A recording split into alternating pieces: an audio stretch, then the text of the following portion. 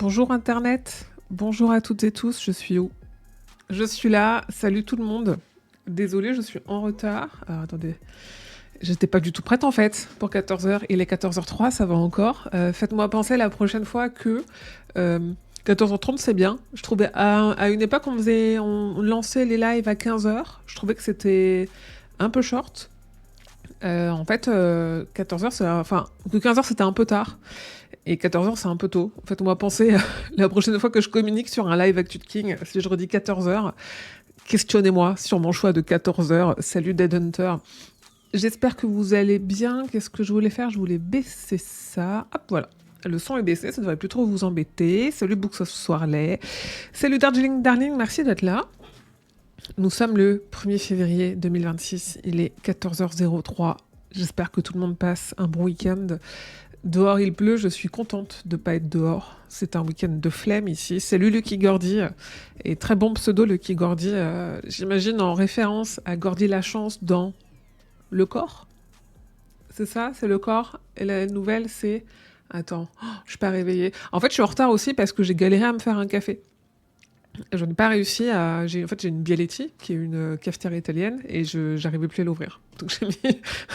j'ai pas lâché, j'ai mon café, tout va bien. Gordy Lachance, c'est Le Corps. Le Corps, c'est le nom de la nouvelle, oui. Stand By Me, l'adaptation, c'est ça. Cool, dans différentes saisons. Différentes saisons, qui est un de mes recueils préférés, notamment pour la présence de Rita Hayworth et la rédemption de Shawshank. Meilleure nouvelle. J'espère que vous allez bien aujourd'hui. On n'a pas tant que ça d'actu, c'est-à-dire de choses à voir sur le site et sur les internets, mais mine de rien, il y a quand même eu pas mal de parutions que j'ai ici. J'ai encombré mon bureau parce que j'ai lu Albin Michel et le livre de poche m'ont gentiment envoyé tout ce qui est sorti en janvier. Il y a eu pas mal de choses d'un coup. On va les regarder ensemble, on en a déjà parlé beaucoup, hein. C'est la réédition de La Tour Sombre, c'est la sortie de Ne jamais trembler, qui est le nouveau Stephen King en français, du coup. C'est-à-dire que là, il n'y a plus d'inédits en anglais, mais on va y revenir. Et Oli en poche. Il n'y a pas eu tant d'actu que ça, il y a eu beaucoup de parutions. Donc en gros, si on est là pour se dire qu'on parle des nouveautés, il n'y a pas tant de nouveautés. Il y a eu des confirmations de choses, il y a eu des publications, mais c'est sûr que pour les fans de King qui veulent tout avoir et qui aiment bien acheter les livres de King dans toutes les éditions, là, il y a un petit budget, à commencer par... Alors attendez, parce que si je fais tomber la pile de livres, on va commencer tout de suite. Hein. Si je fais tomber la pile de livres, je fais tomber mon café, que j'ai eu du mal à faire. Bougez pas, bougez pas. Et... Est-ce qu'on voit... Comme ça. Attendez, avec mes doigts tordus, là. Je pousse le micro, bougez pas.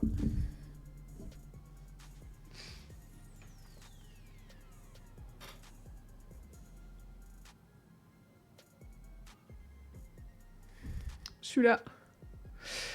Donc, voilà, la pile de 8 livres. 8, mesdames, messieurs. De la réédition chez J'ai lu, de La Tour Sombre, avec cette particularité qui est le jaspage. Alors attendez, on va prendre un... Le jaspage, c'est ça, hein, c'est quand on décore la tranche des livres.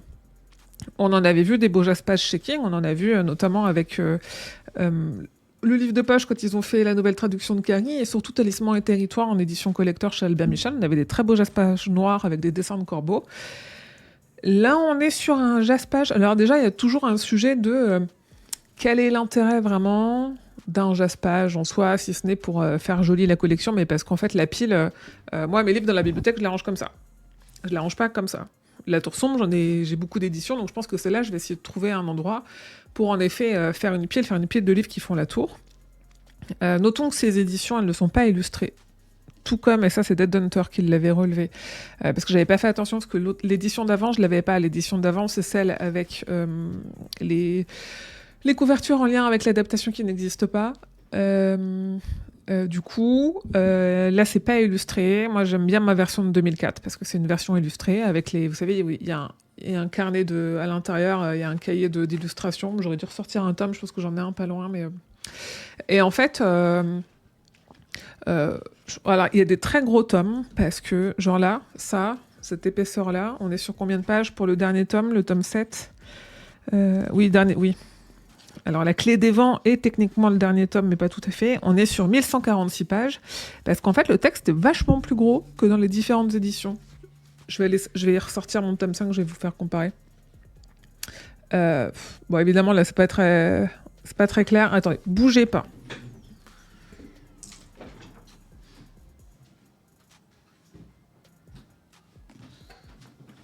On va se faire une comparaison. Ça, c'est le tome 5 du coup de chez J'ai lu, que j'ai là sous la main parce que c'est celui qu'on est en train de préparer avec la 19e palabre. Il y a une carte au début, je sais pas, on va voir sur l'autre. Le nouveau tome 5 chez J'ai lu. Je regarde, ça me déteint pas sur les doigts, c'est déjà ça. Le nouveau tome 5 chez J'ai lu, il est plus épais. Je veux dire quand même beaucoup plus épais. On est sur, si je les mets bien l'un au-dessus de l'autre, quand même, hein. Et en plus, on va reparler ça, le jaspage dégueulasse, là. Il est quand même beaucoup plus épais.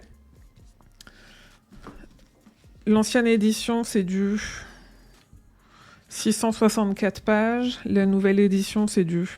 Après, tant mieux. Ah ouais, 890 pages. On a plus de 200 pages en plus, mais en fait, quand on regarde, c'est écrit tellement petit, l'ancienne édition. C'est minuscule. C'est tout petit. Et à côté... Attendez, est-ce qu'on peut bien voir? J'ai pas envie de péter les dos, en plus. Après, j'en ferai rien de ces livres-là, je la revendrai pas, mais... Je sais pas si on voit bien. Alors, vous voyez bien mes ongles, super. Là, c'est la nouvelle. Là, c'est l'ancienne. Est-ce que c'est évident pour vous ou pas? La taille des textes. C'est écrit plus gros. Alors après, comme ça, au moins, c'est mieux pour le... Disons, en termes de confort de lecture, c'est mieux. Moi, je vois là, mes anciens tomes de La Tour Sombre, j'ai l'impression de mettre un temps fou à les lire parce que pour lire 10 pages, il y a tellement de texte. J'aime bien quand c'est écrit gros ou des pages avec peu de texte pour avoir l'impression que ça déroule vite. Et j'ai l'impression que même ça me fait lire plus vite, d'avoir des pages moins chargées. Donc pour ça, c'est bien. Il y a quand même un vrai sujet sur la qualité de ces bouquins. On l'a vu un peu là sur celui que je vous montrais, le haut. Alors attendez, c'était où? Ça là, c'est tout dégueulasse. On dirait de la colle ou je sais pas quoi. Il y a des endroits, moi aussi, sur mon jaspage où le noir a un peu bavé sur le blanc. Là, sur ce tome-là. Ouais, c'est très petit, les éditions de 2004. Là, on est sur Terre perdue. Et en fait, on voit... là, ça a tout bavé. Ici, là, c'est tout cracra. Et en fait, moi, je m'en sors pas trop mal. Mais on voit, là, dans le coin, ça a bavé aussi. Là, c'est cracra. Et en fait, je m'étais dit, à tout moment, ils m'ont donné des éditions qui ont un peu foiré parce que ils me les ont envoyées très gentiment. Et ce que j'entends, c'est pas un souci. Mais ce que je voulais vous montrer... En fait, je m'en sors pas si mal parce que... Ah, si, ça marche. Je vais juste passer sur cet écran-là pour vous montrer... C'est où? Actu King. Est-ce que ça marche? Attendez. Je déplace mon retour. Qu'est-ce qu'il me fait? Le retour à gauche. Là, en fait, sur le groupe Facebook, il y a quelqu'un qui les a achetés aussi et qui était tout content. Et en fait, on voit le même problème qu'il y a chez moi, c'est-à-dire, là, il y a une espèce de... En fait, c'est pas propre, c'est pas net... C'est pas uni, alors c'est pas tout à fait noir, mais pourquoi pas, mais j'aurais préféré, en fait, vu que on est vraiment sur du blanc, enfin du blanc un peu crème, mais quand même, j'aurais bien aimé que ça tranche un petit peu, mais c'est pas, là, c'est pas net, donc c'est relou. Après, lui, sa tour, elle est plutôt propre, mais là, c'est abusé. Je trouve ça abusé, en fait, on paye quand même 12 € le tome 7, 10 € celui-là. En fait, ils sont à tous entre 8 et... Parce que là, c'est 12 €. Les plus gros, ils sont à 12. Les plus petits, ils sont à combien? J'ai pas oublié la question sur la carte. J'y viens. Les plus petits, le premier, c'est le Pistolero. Avec moi, j'aime pas du tout ces crânes-là. 9,50. On est entre 9,50 et 12 € le livre pour que le jaspage soit pas propre et qu'en fait, ça ait bavé. Enfin, regardez, c'est abusé. Tout en haut, là... C'est dégueulasse, en fait. Personne n'a envie. Ça veut dire que déjà, de toute façon, nos livres, ils seront jamais exposés comme ça dans notre bibliothèque. Mais pourquoi pas, hein, c'est le jeu du jaspage. Et en plus, quand on les expose comme ça, bah, on a des traces des enfers à cause de leur noir qui est... Enfin, ils sont moches, ces lèvres. Moi, ça a bavé un petit peu à certains endroits du dos, mais pas autant... Enfin, pas du dos, du coup, c'est quoi là comment ça s'appelle ça? Si, c'est peut-être le dos. Bref, moi, ça a un peu bavé à certains endroits, mais pas à ce point-là. Et là, tu te dis, en fait, ça, c'est la partie qui est visible dans ta bibliothèque, c'est pas ouf. C'est vraiment pas ouf. Et donc, du coup, on se posait la question... Une carte au début du Pistolero. Je suis pas sûre qu'il y ait une carte dans l'édition. Non, il n'y a pas de carte. Mais il n'y a pas de carte. Les seules cartes qu'il y a, c'est quoi? C'est dans Concordance, non? Oui, en fait, je pense que la tour noire aurait été une meilleure option parce que la tour sombre. Donc ça aurait été plus logique. Moi, j'aurais aimé avoir, en fait, sur les couvertures UK. Alors, c'est quoi? Dark Tower. C'est chez Oder. Eux, ils ont... C'est pas cette édition-là qui me plaît. Une carte dans le tome 3, je suis pas sûre. Je crois qu'elles sont toutes dans Concordance. Merde.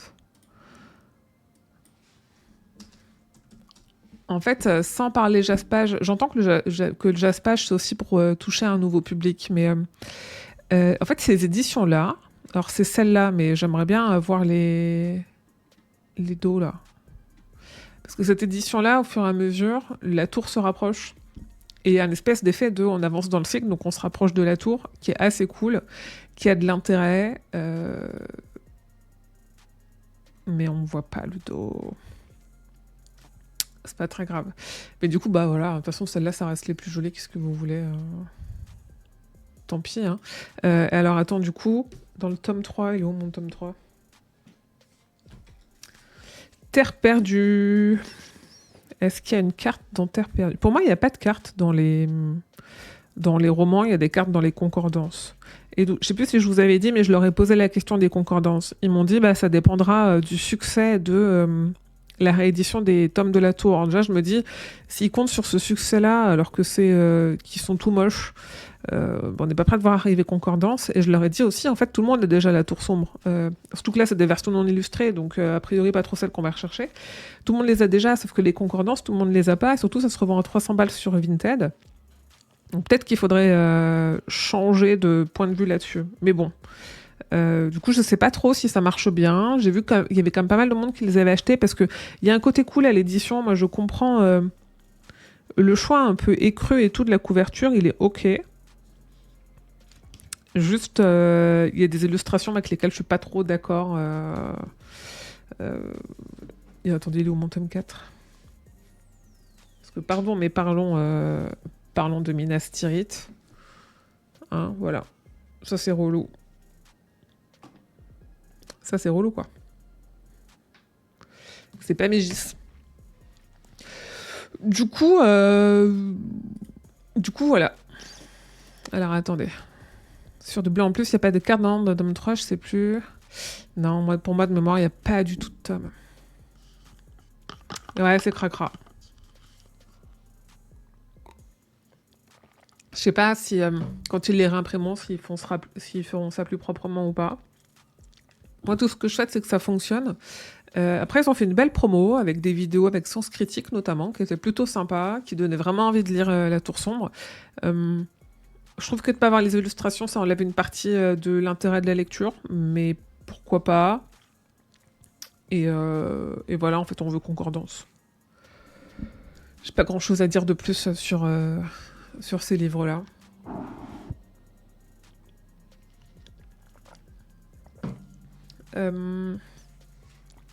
Donc ça, c'est sorti le 19 janvier. On a eu en sortie le 28 janvier. En premier, ce petit livre de poche. Attendez, je vais remettre le bon retour. Hop. Au livre de poche. Enfin, je sais qu'il était très très attendu. Je vous enlève le blurb. J'aime bien parce que ça brille un peu. Moi, je suis pas hyper fan de l'illustration de la maison. Après, c'est le style du livre de poche maintenant. Ça brille. Ça veut bien faire la mise au point. Non, tant pis. Voilà, le 28 janvier, au livre de poche. Moi, je pense que c'est une de mes histoires préférées avec Oli. En tout cas, une dédiée à Oli que je préfère. Parce que j'ai adoré la trilogie Mister Mercedes, mais c'est pas uniquement avec elle, elle est pas centrale. Là, elle est quand même centrale. On est un peu comme pour J'ai lu, on est quand même sur des textes plus gros que ceux d'une certaine époque. Oh là là, et je galère. Donc c'est pas trop mal. Voilà, Oli le 28 janvier, je le recommande. Vraiment, je l'ai beaucoup aimé. C'est la 6e histoire avec Oli. Alors attendez, parce que j'avais refait ce que j'avais fait la dernière fois. Pour ne jamais trembler, justement, dont on va parler juste après. Et intéressant ça, pourquoi les photos ne chargent pas. De toute façon, c'est pas ce compte-là qu'on veut. Si, c'est ce compte-là qu'on veut. C'est pas grave. Parce que donc, nous avons Ne jamais trembler, qui est sorti aussi chez Albin Michel, qui lui est le nouveau roman de Stephen King. C'est d'ailleurs une nouvelle traduction, ça n'existait pas encore en français, parce qu'il est sorti en anglais l'an dernier. On est sur un grand format de 520 pages, au prix de 24,90 €. C'est le prix des grands formats hein, maintenant. Alors attendez. Hop. Et Ne jamais trembler, c'est la 7e histoire avec Oli Gibney. Donc pour pouvoir lire Ne jamais trembler, que moi j'ai trouvé un peu laborieux, très honnêtement. Pour pouvoir le lire, il faut avoir lu la trilogie Mister Mercedes, enfin la trilogie Bilogies, c'est-à-dire Mister Mercedes, Carte Noire et Fin de Ronde. Il faut avoir lu L'Outsider. Il faut avoir lu Si ça saigne, la nouvelle dans le recueil du même nom, et il faut avoir lu Oli. Et voilà. Et entre la couve de Oli chez Albin Michel et la couve de Oli au livre de poche, je préfère la Albin Michel en réalité, mais c'est ok. Disons que ça garde le bon sens du roman en prenant cette couve-là. Moi, Ne jamais trembler, je l'ai pas trop aimé. Je trouve qu'il a des sujets politiques très très importants, très forts, et ça c'est bien. Mais je n'ai jamais... en fait, j'en ai un peu marre d'Oli Gibney, en réalité. J'ai l'impression que c'est le cas de beaucoup de personnes, c'est marrant. Que ça commence plus à saouler qu'autre chose d'avoir tout le temps la même. Après, je sais que il y a beaucoup des gens qui disent ça, c'est aussi les gens qui disent ah là là, King, il écrivait de l'horreur, avant c'était mieux, maintenant il écrit que du politique. Moi, je suis en train de relire La Tour Sombre. Il y a des messages pro-avortement dès La Tour Sombre. Donc, et c'était il y a plus de 20 ans, La Tour Sombre. Donc il a toujours été très politique, il a juste peut-être été moins bavard là-dessus à certains moments dans ses romans, mais Ne jamais trembler, ouais, est très politique, beaucoup plus que Oli qu'il était déjà. J'ai quand même préféré Oli, Ne jamais trembler. En fait, il a longtemps dit qu'il galérait à l'écrire parce qu'il voulait faire plusieurs intrigues, et en fait, je trouve qu'il se perd un peu dans ses intrigues. On sait qu'il a souffert sur l'écriture, et ça se sent un peu comme on avait senti qu'il avait souffert sur l'écriture de Dreamcatcher. Donc voilà. En gros, ça c'était les parutions du mois dernier.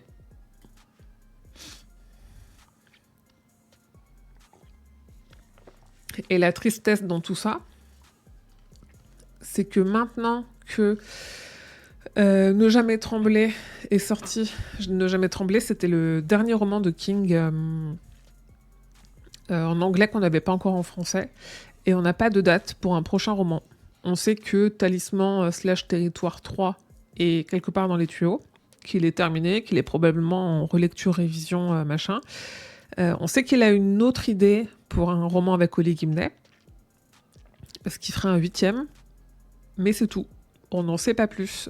Et on sait, il l'a dit plusieurs fois l'an dernier, qu'il songe à arrêter d'écrire, qu'il commence à fatiguer, qu'il commence à sentir que c'est plus aussi fluide pour lui, et que, en tout cas, même sans arrêter d'écrire, au moins arrêter de publier. Et là, en fait, ça fait très très longtemps qu'on n'a pas eu un roman en français sans savoir ce qu'allait arriver derrière. On a souvent eu un décalage où il y avait un roman qui arrivait en anglais au moment où nous, le précédent, sortait en traduction. Et là, on est un peu dans un cas particulier de se dire ok, en fait, c'est probablement la fin. Et on en a déjà beaucoup discuté ici, et c'est ok, mais en tout cas, ça se confirme.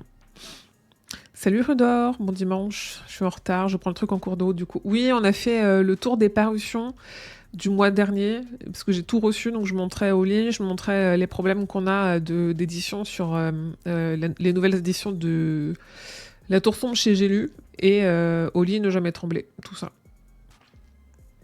Mais heureusement, il y aura le replay. Et puis ça va pas être un gros live, en tout cas pas sur la partie Actu de King.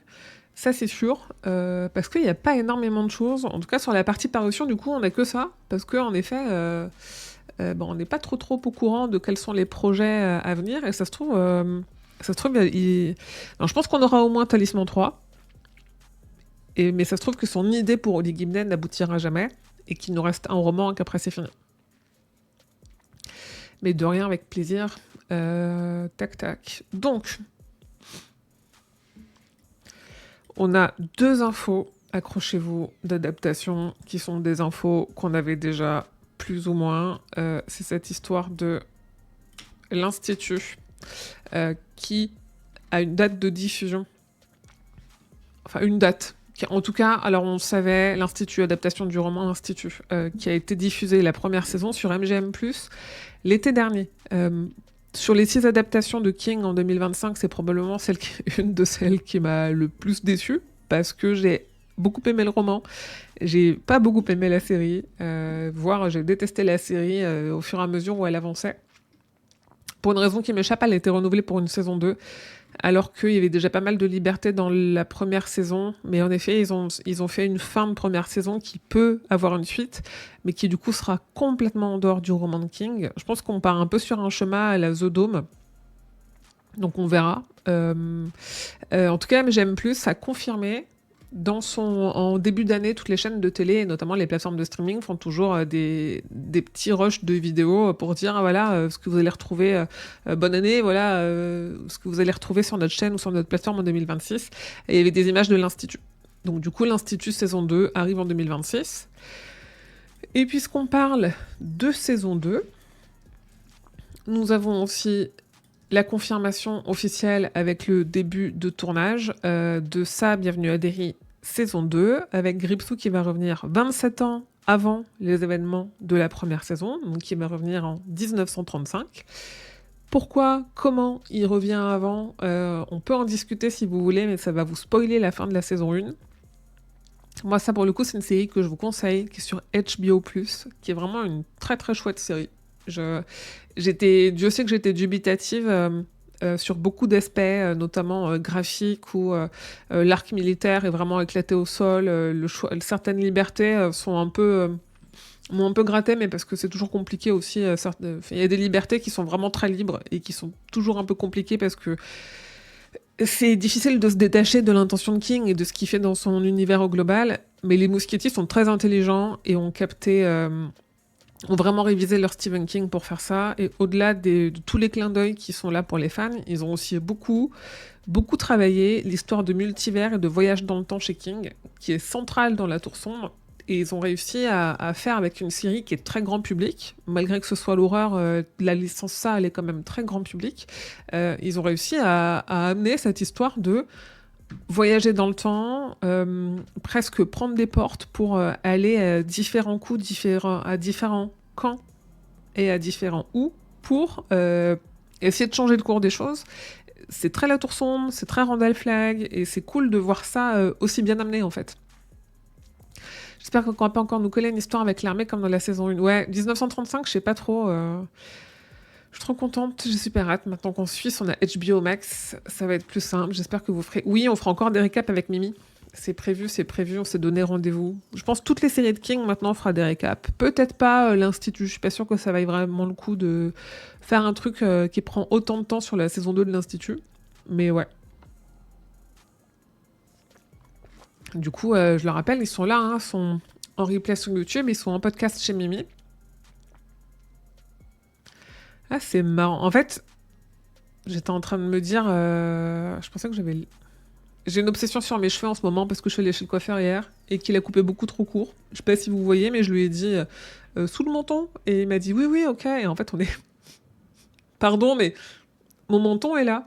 Mes cheveux sont bien au-dessus du menton, alors qu'on avait dit que ça devait être plutôt là. Et en fait, c'était plutôt cette taille-là que je voulais, mais en fait, ils poussent tellement vite que je pense que dans 2 mois, je suis revenue comme ça. Bref, c'est pas du tout ce que je voulais dire.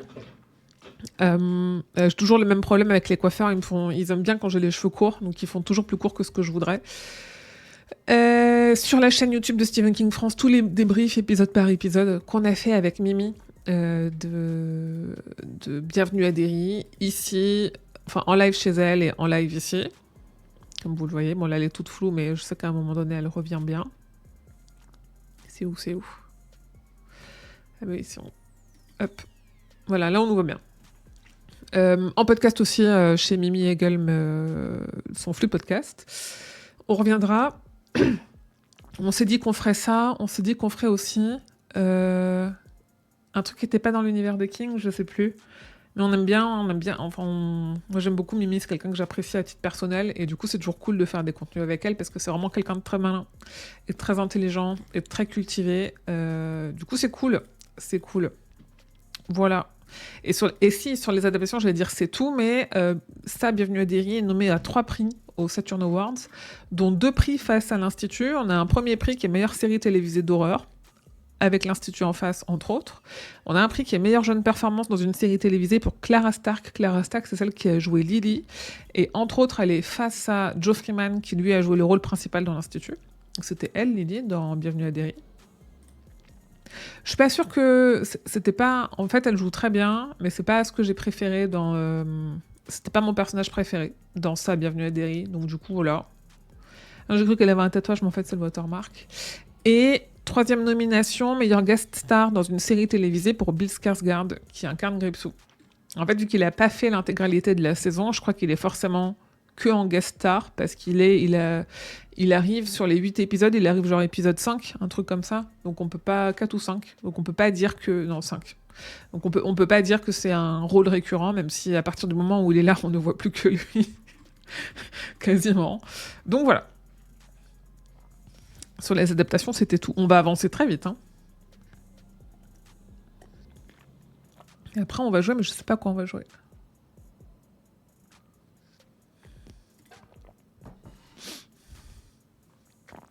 Sur les adaptations, c'est tout. Et sur la partie bazar, je n'ai qu'une seule chose pour vous. C'est... Si vous avez des questions ou des choses dont vous voulez discuter, c'est le moment, parce que je pense que dans 10 minutes, ce live est terminé. Qu'aimerais-tu voir développer dans la saison 2 ? En fait, je pense que... Alors, c'est compliqué sans spoiler la fin de la saison 1. Moi, là, ce qui m'intéresse, c'est pas tant...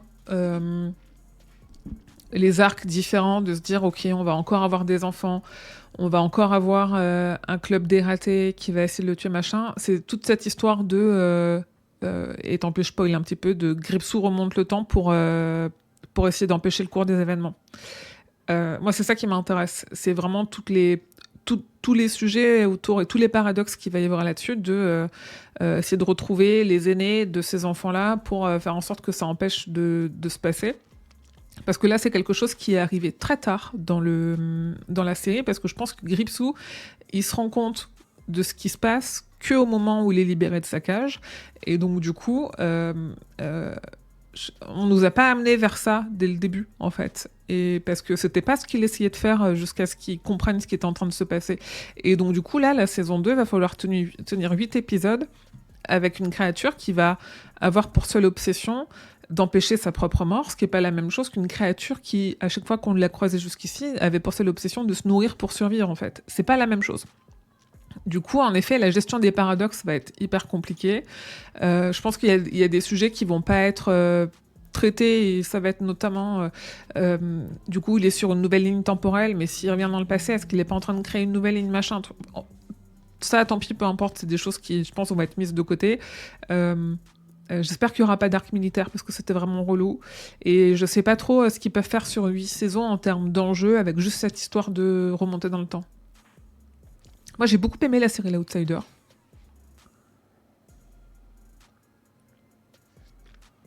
Jouer à F13. F13, c'est quoi ? C'est FIFA 13 ?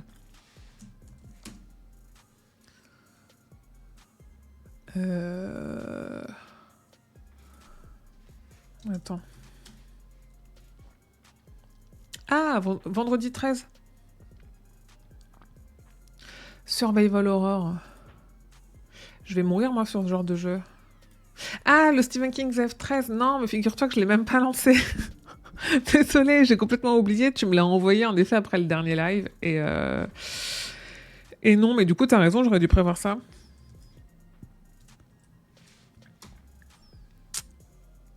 Oh, je donne des... Ouais, tant pis.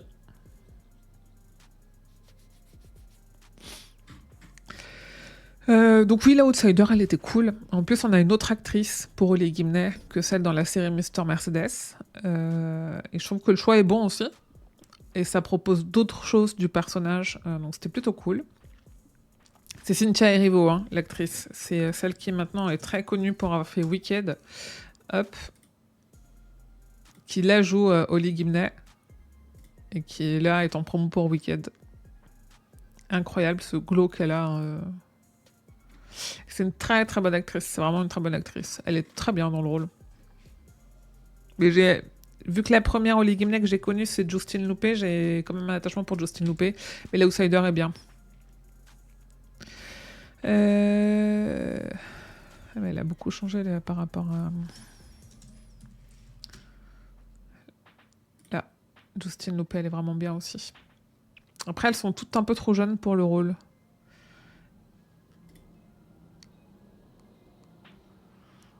Tu penses que le gang Bradley serait une bonne option? C'est sûr qu'on va avoir le gang Bradley, parce que c'est à ce moment-là que ça se passe, mais je sais pas trop ce qu'ils vont réussir à faire autour de ça. Je trouve que ce qu'ils ont bradé dans la première saison sur l'incendie au Black Spot est plutôt bien.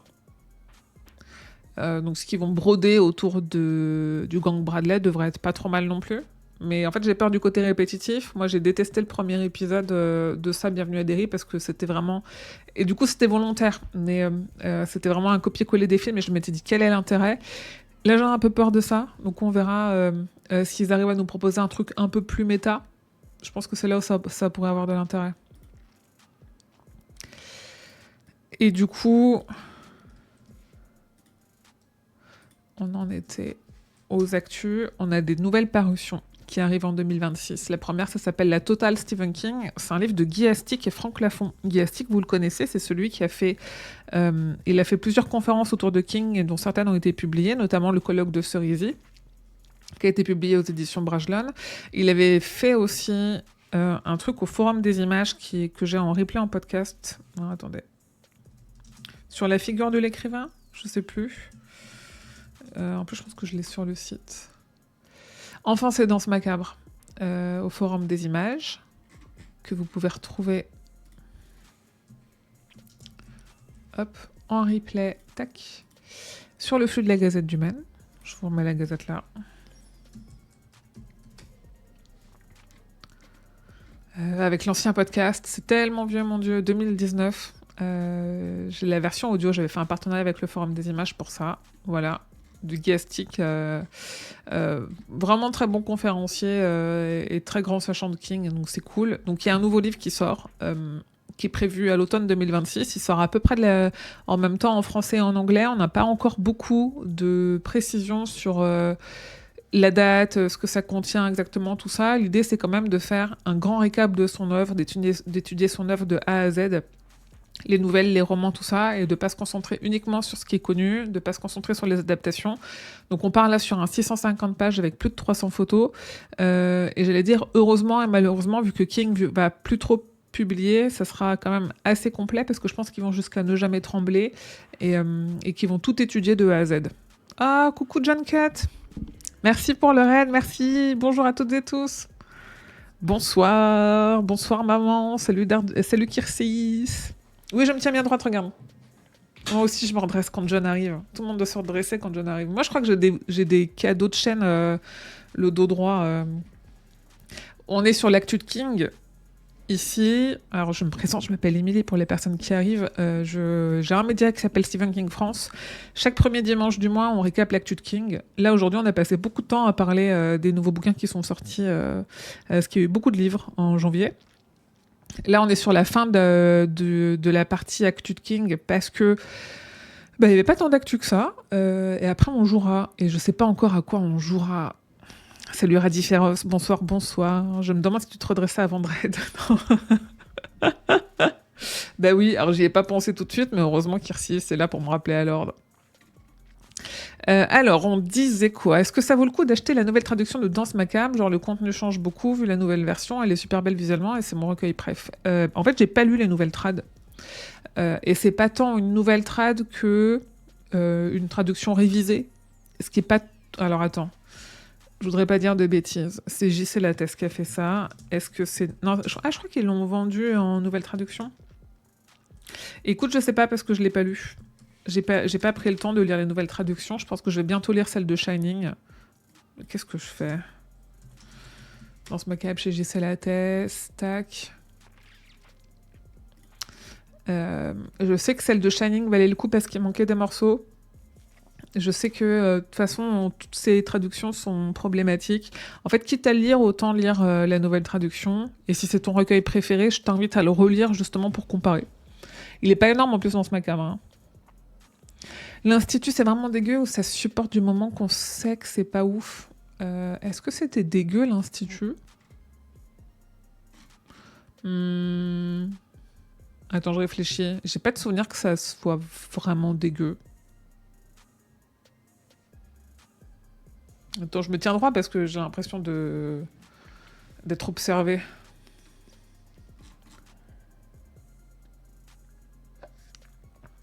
Écoute, non, pour moi, l'Institut, c'est pas dégueu. Mais je réfléchis à quels pourraient être les triggers à l'Institut. Je pense que c'est moins sale que le roman, qui lui-même était déjà pas très sale. Et il y a pire, oui, alors ça, c'est pas... Merci, il y a mieux aussi, oui, voilà. On est d'accord. Beaucoup de critiques. Alors, t'as sans doute vu beaucoup de critiques sur le fait que c'est vraiment pas ouf. Mais en fait, juste sur le terme de gore... Putain, qu'est-ce qui est dégueu dans l'Institut? Ah oui, non, en fait, c'est... Alors, oui, c'est pas dégueulasse dans le sens où c'est pas gore. Il y a pas de mémoire, il y a pas énormément de sang, il y a pas de torture, machin. Par contre, c'est vraiment très mauvais. C'est très mal joué, c'est très mal réalisé. Il y a des raccourcis de dingue dans le scénario qui font que ça n'a absolument aucun sens. Pour moi, il n'y a rien qui va dans cette série. La saison 2 reste un mystère, mais voilà. La pression du dos droit, merci. Merci encore pour le raid, John, et bon appétit, du coup. Je vais essayer de garder le dos droit. Voilà, non, l'Institut, franchement, c'est... En fait, je disais, il y a un effet The Dome, mais Dome, au moins la première saison était bonne. Le livre est bien, moi j'ai beaucoup aimé le roman, et j'ai adoré la fin du roman à l'Institut, je pense qu'avec Charlie, c'est une de mes fins préférées. Shining est super lu récemment, on y ressent vraiment le combat psychologique de Jack, qui n'est pas retranscrit dans le film de Kubrick. Oui. En fait, tout l'intérêt de lire Shining, le roman, c'est vraiment de comprendre quels sont les messages de King dans ces histoires. Je le répète, hein, Kubrick, il en a fait son interprétation. Très bien, elle a le mérite d'exister. Mais pour lui, Shining, c'était une histoire de fantôme et de hôtel hanté. Pour King, Shining, c'est l'histoire d'un homme qui se bat contre ses démons, qui se bat contre l'alcoolisme. C'est une histoire de violence domestique.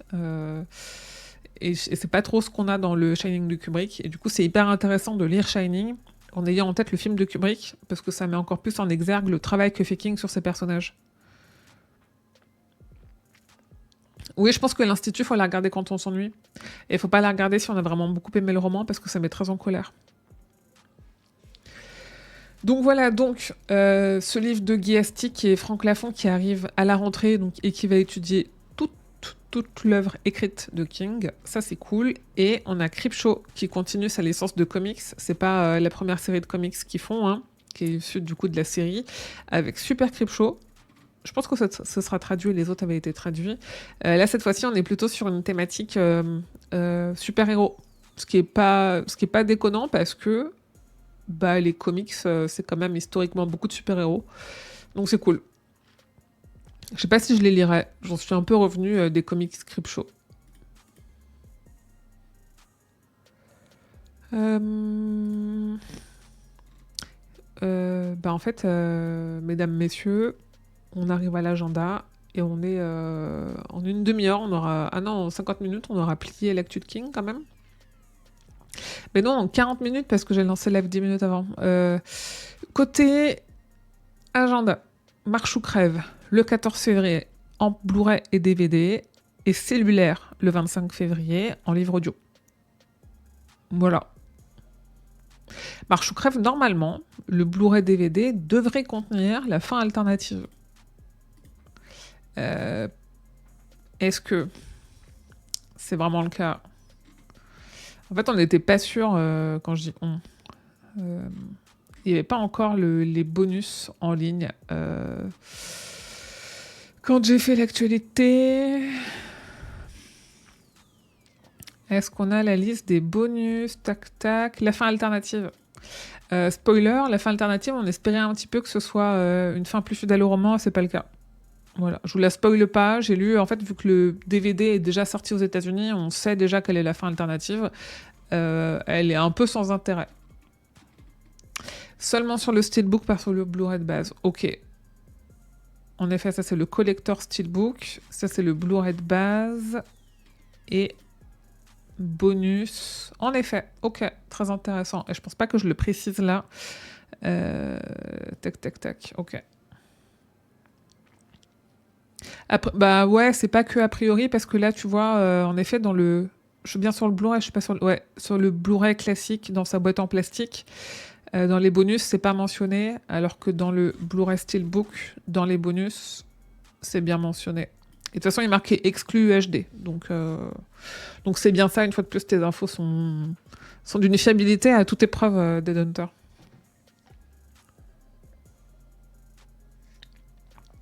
Alors, Stranger Things, oui, c'est pas tant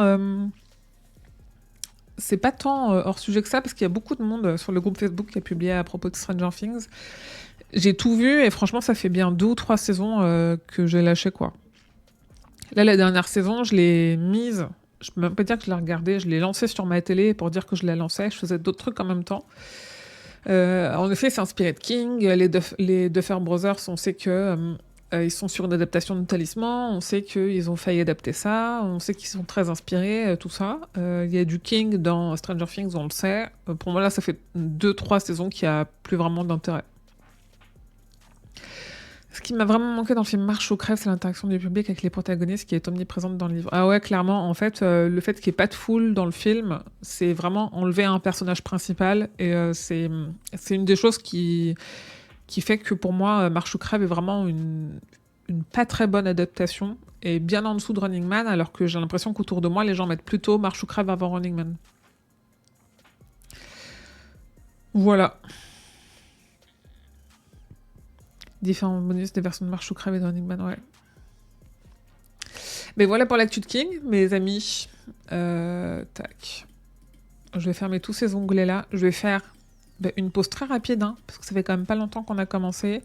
Je vais lancer un jeu sur la Switch, probablement.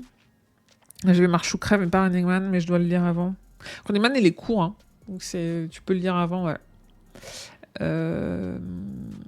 On peut continuer à parler de King avec le jeu. Je vais probablement lancer la Switch et on verra ce qui nous plaît. Du coup, je reviens dans 2 petites minutes. Merci encore John pour le raid et pour les personnes qui sont restées. Restez pour le jeu, hein, on peut continuer à discuter. Je fais juste une coupure comme ça fera une coupure pour les personnes qui seront en replay sur YouTube. Merci à toutes et tous et à tout de suite.